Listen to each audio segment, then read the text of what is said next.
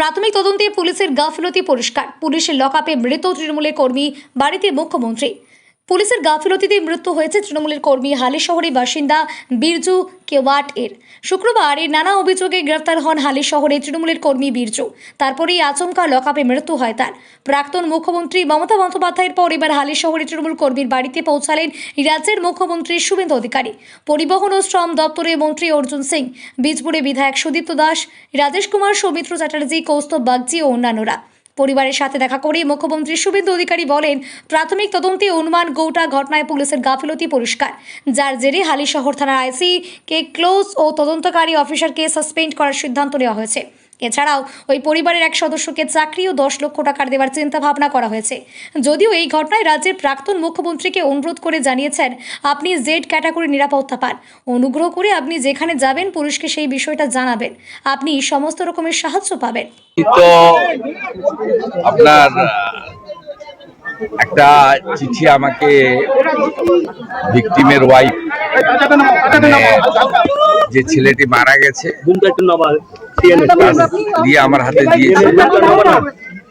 আমি ফ্যামিলিতে ছিলাম, আমার সঙ্গে রাজ্য মন্ত্রিসভার 2 সদস্য অর্জুন সিং এবং সুমনা সরকার ছিল। Local MLA Sudipta, doctor Rajesh Kumar এবং নৈহাটির এমএলএ সহ এমএলএরা ছিলেন। ডিজিপি সাহেব ছিলেন সিদ্ধিনাথ গুপ্তা, ডিএম ম্যাডাম ছিলেন এবং সিপি ব্যারাকপুর ছিলেন।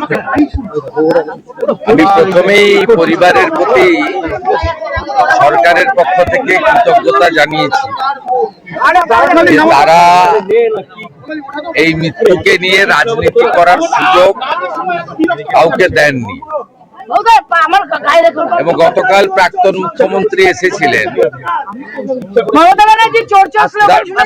আমাকে বলতে দেন,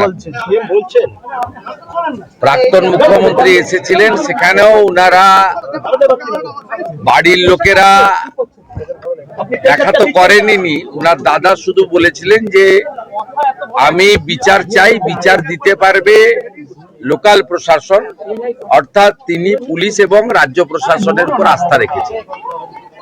এটা একটা বড় পাওনা। পশ্চিমবঙ্গের রাজনীতিতে বিভিন্ন ভাবে, ধরুন কোথাও পুলিশের গুলি চালনাতে, সেখানে পুলিশের দোষ বা অন্য কার দোষ আমি জানি না, রাজনৈতিক সংঘর্ষে, বোমাবাজি, বন্দুকবাজি, সংগঠিত রাজনৈতিক সন্ত্রাস এবং পুলিশের হেফাজতে বা রাজনৈতিক হেফাজতে অনেককে রাজনৈতিক ভাবে তুলে নিয়ে গিয়েও খুন করা হয়েছে, এমন অনেক উদাহরণ রয়েছে এই পশ্চিমবঙ্গে। কিন্তু আপনারা,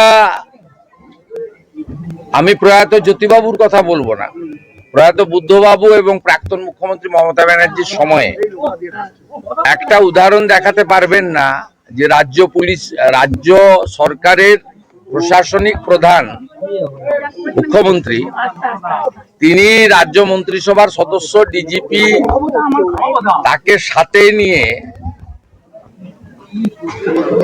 রাজনৈতিক ভিন্নমত পোষণ করা লোকের বাড়িতে এসেছেন। তার বক্তব্য শুনে তাকে সরকারের যে কর্তব্য সেটা পালন করার জন্য, এই উদাহরণ আপনি পাবেন না, যেটা আমাদের সরকারের সময় আপনারা দেখতে পাচ্ছেন। পরিবারও কমপ্লিটলি তৃণমূল পরিবার, ওর মিসেস কাউন্সিলর, তারাও বর্তমান সরকার এবং পুলিশ প্রশাসনের উপরে, হায়ার লেভেলের উপর, লোকাল পুলিশের উপর ওদের অভিযোগ আছে, সিপি ডিজিপির উপরে, ডিএম এর উপরে, চিফ মিনিস্টারের উপরে, লোকাল এমএলএ এর উপরে কনফিডেন্স রেখেছে। এটা আমাদের বড় পাওনা। ওনার পরিবার আমার কাছে দুটো জিনিস চেয়েছেন।